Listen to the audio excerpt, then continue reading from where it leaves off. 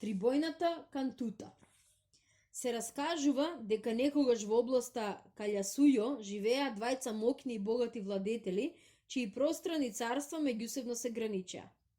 На север владееше Илјампу, господарајќи со милион своји приврзаници, беше познат по својата богатство и непобедливата војска. Тој владетел имаше сосем млад син, речиси дете со кого многу се гордееше. Детето се викаше Црвена ѕвезда, зашто беше родено под знакот на една црвена ѕвезда која се појави на небото токму кога тој се роди. Беше убав, со достоинствено однесување и полн со добри особини, поради кои сите во царството неизмерно го сакаа. Иако беше многу млад, тој раководеше со војската на својот татко, правејќи славни и успешни подвизи со кои ги прошири границите на својата земја, особено во се уште по неиспитаните области Мапирија и Кауполикана. Вториот владател, кој управуваше со земјите на југ, беше Илимани, речиси исто толку моќен и богат како и неговиот сосед. Благодарение на својата војска, позната по многу успеси, стана господар на плодните долини во областа Јунга, од каде што данок добиваше во одредени временски растојања, какао и колку во големи количини, како и разновидно овоше со извореден вкус. Илимани исто така имаше син кој беше врсник на соседовиот. Се викаше Златен зрак, зашто оној ден кога дојде на свет во зенитот на небото се појави златна ѕвездичка, која стануваше се поголема додека младиот принц растеше. Наместо воени склоности, младиот принц покажуваше голема способност за водење на другите работи во својата земја. Уште од малечок целиот се посвети на работа и трговијата, за да го зголеми богатството на својот татко и благосостојбата на својата земја. Беше милосреден и најголемо задоволство му беше да ги помага сиромашните и да им дава утеха на несрекните, поради што неговиот народ едноставно го обожаваше. Двајцата владетели исто така беа родени под знакот и заштита на своји ѕвезди, кои царските ѕвездопознавачи постојано ги посматра. Илјампу беше под знакот на една огромна и блескава ѕвезда со бел сјај, која секоја ноќ се појавуваше на престолнината, токму над неговиот дворец.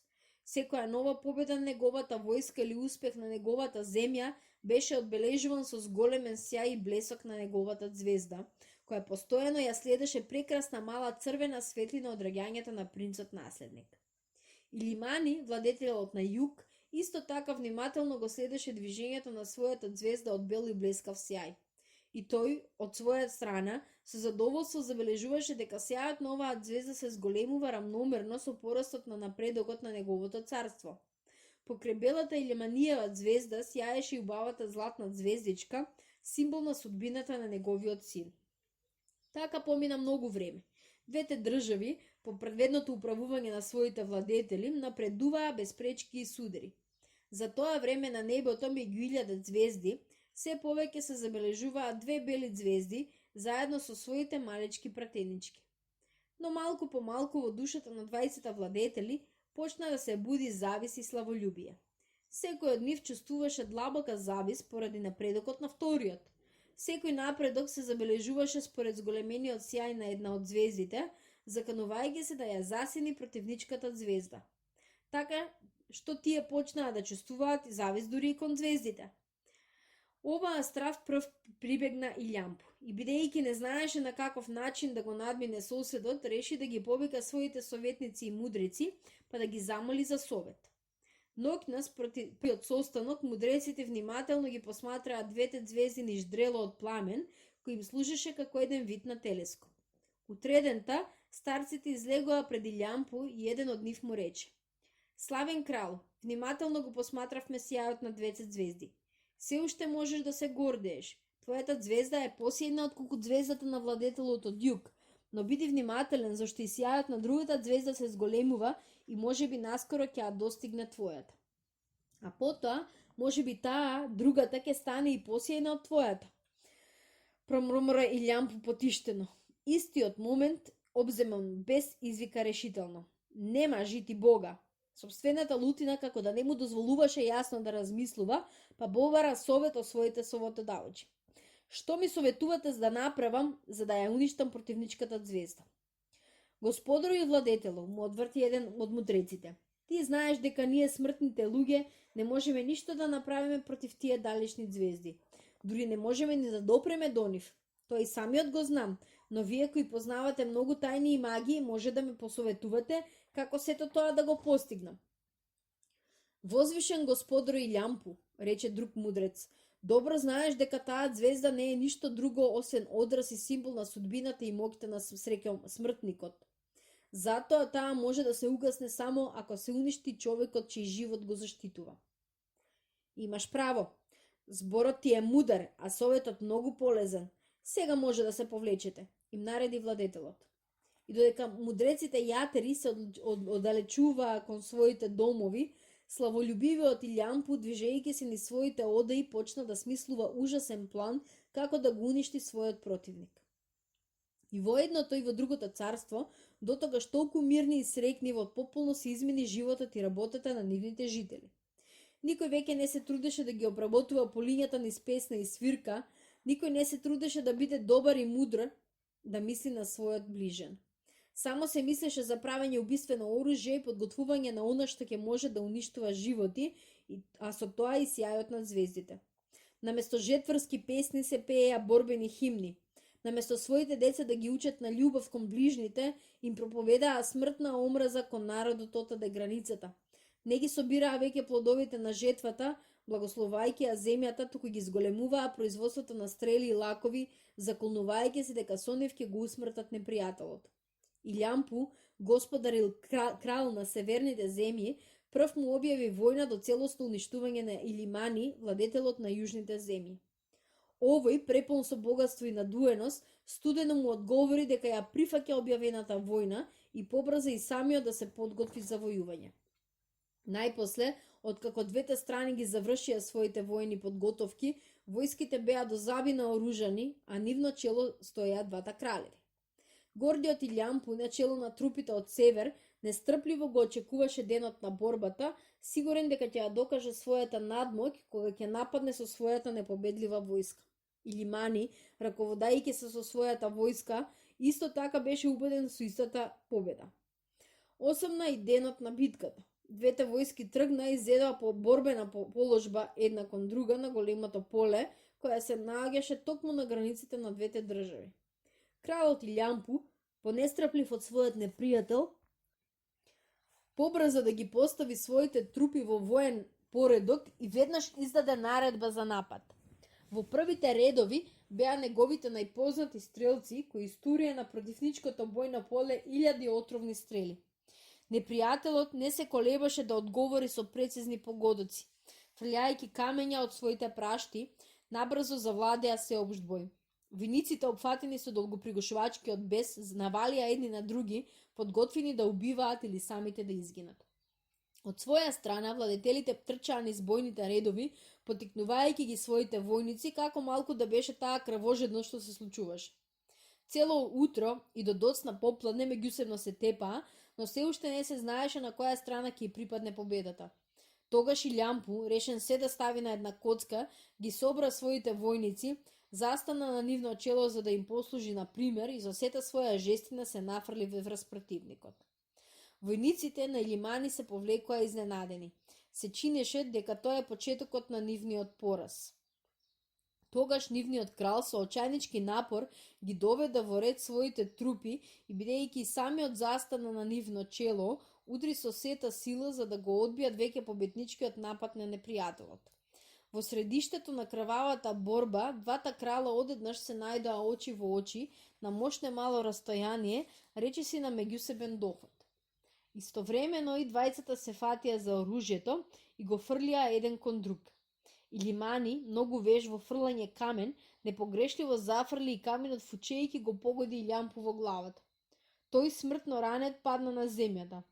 Тоа предизвика паника меѓу неговите војници, кои се повлекоа по должината на целата линија, додека оние војни што беа најблиску до него притрчаа да му помогнат на својот владетел. Победнички восклик се откина од грлото на војниците од југ, а Илимани, сосем сигурен во победата, се упади кон местото каде што неговиот противник падна со желба лично да го зароби.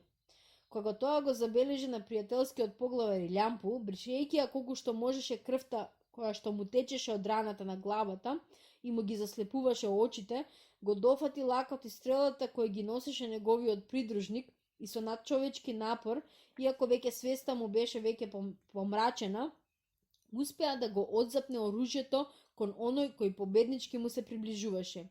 Илимани, изненаден, немаше време да ја одбегне стрелата која му се забоде длабоко во градите и го собере на земјата. Тоа во потполност го измени исходот и судбината на битката. Обесхрабрени, двете војски, покрај тоа истоштени во битката која траеше целиот ден, ја запреа борбата за да им укажат помош на своите ранети поглавари, а исто така да ги соберат ранетите, како и да ги закопаат загинатите.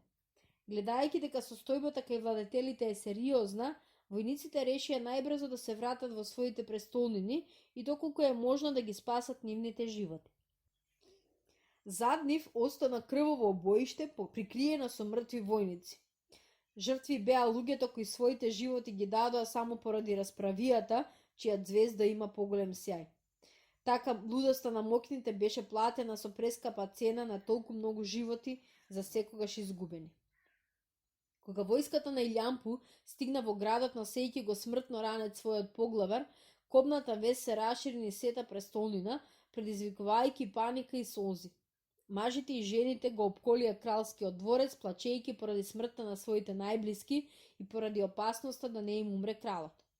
Во тоа време во кралските одеи поглаварот беше опкружен со мудри јатри и врачови, кои залудно се обидуваа со своите лекари да го одржат животот кој полека го напушташе телото на нивниот господар. Најпосле објавија едногласно дека на нивниот крал брзо му се наближува крајот, а тој, умирајќи полн со тага и болка, го повика својот син наследник за да му ја соопшти последната волја. Црвена звезда, иако се уште дете, во својот очај ја оцени сета сериозност на моментот.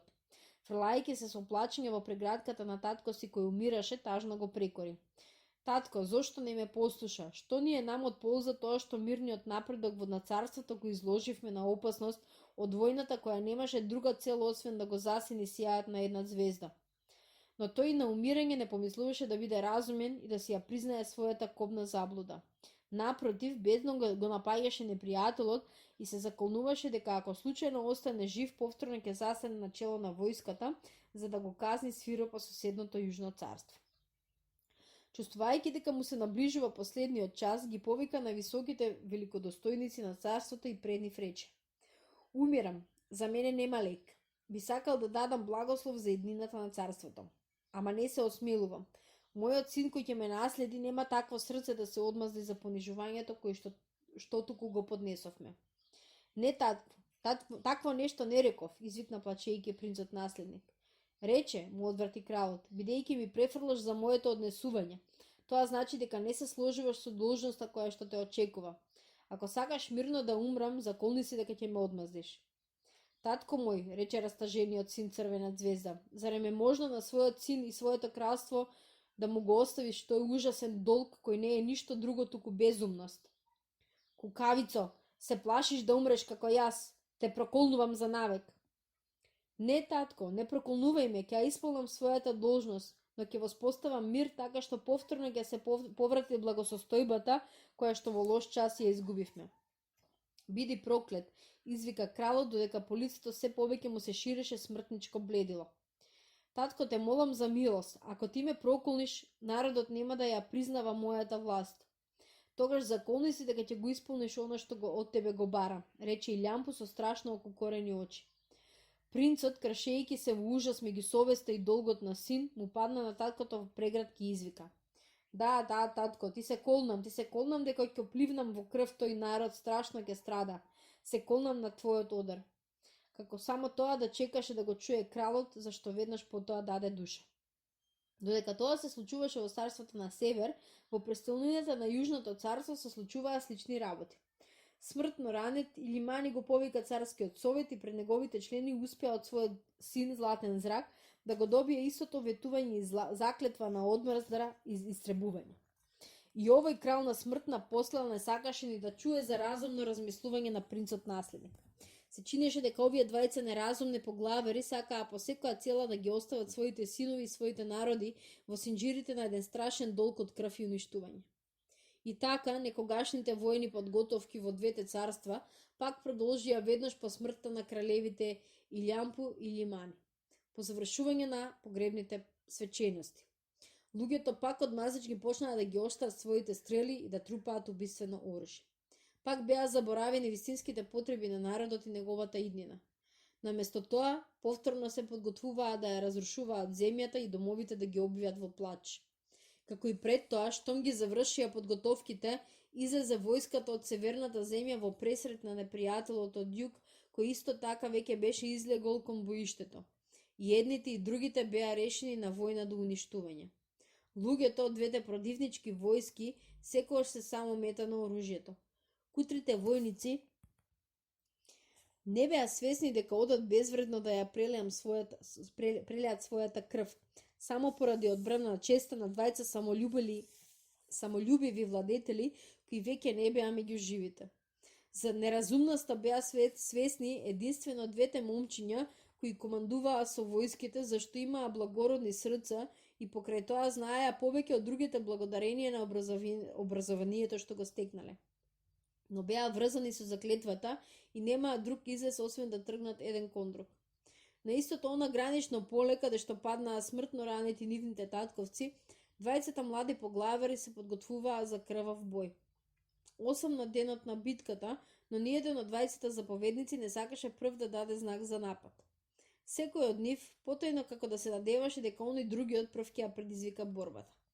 Сонцето веќе се искачи во зенитот, а двете војски нестрпливи да го отпочнат меѓусебното убивање, се уште зачудено ги чекаа наредбите од своите поглавари. Најпосле не им преостана ништо друго освен да ја почнат битката. Трупите истовремено се раздвижија и се судрија. Штом завојуваа првите редови, штом паднаа првите ранети, кај луѓето како да се разбуди див бес.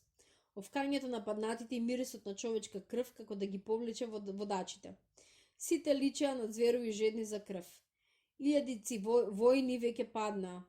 Преостанатите продолжија да се борат и гинеа не остапувајќи ни чекор. Војниците ги опфати таков пеколен бес, така што од двете страни силни војски, кога падна мракот, не остана ништо друго, освен неколку ранети собрани околу своите поглавери. Престанаа да се борат дури тогаш кога сосем се смрачи и преживеаните не можеа веќе да распознаваат противници за да продолжат со меѓусебно убивање. Штом зората почна да ја обсипува земјата со својата бледа светлина, двете војски под заповедништво на своите голобради војсководачи пак застанаа решително едни спроти други. Поглаверите Црвена ѕвезда и Златен зрак не можеа веќе да ја одбегнат меѓусебната битка. Ако постапеа поинаку, сите ќе мислеа дека се кукавици.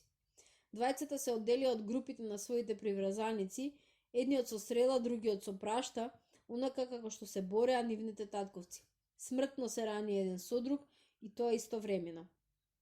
Рикајќи од болка, придружниците побрзаа да им ја укажат помошта на своите поглавари. Двете момчиња со се уште детински лица смртно пребледнаа. Наместо нивните усти да излезат грди зборови и бес, и двајцата со одвој чуен глас изговорија само зборови на благородно и возвишено извинување. Долгот беше платен. Повеќе со ништо не ги обврзуваше тешката заклетва. Потикнати од иста мисла, младите кралеви Црвена ѕвезда и Златен зрак им наредија на своите слуги да ги доближат еден кон друг. Кога двете момчиња се најдоа очи во очи, си ги подадоа со напор раците и во крвава преградка, толку многу возвишено ја запечатија трагедијата низ која поминаа нивните два народа. Раскажуваат дека тој момент се случило нешто необично. Од утробата на земјата се слушнало необичен татнеш. Земјата се отворила и од црниот тамбис се појави огромен женски лик. Тоа бил духот на земјата или можеби од небото се спушил Пачамама, сета обкружена со блага светлина. Незината величествена појава блеснала во будењето на утрото, покажувајќи се со својата раскошна убавина на Божица. Духот на земјата се приближил достоинствено до двете прегрнети момчиња и вака им рекол: Вашите татковци, на кои не им беше доволно што предизвикаа толку несреќи, ве нурнаа и вас во вртокот на војната злосторничка и крвава. Но јас ќе ја казнам нивната свиропост. Погледнете, и им покажа две огромни бели звезди кои почнаа да потемнуваат на небото. Тоа беа звездите што ги представуваат белезите на моќта на нивните татковци. Кога момчињата црвена звезда и златен зрак ги подигнаа раскраварените глави кон небото, видоа како двете звезди почнаа да треперат како да се откинуваат од небесниот свод. Миг потоа безглаво се урнаа на земјата. Кога паднаа, се разнесе страшен тресок.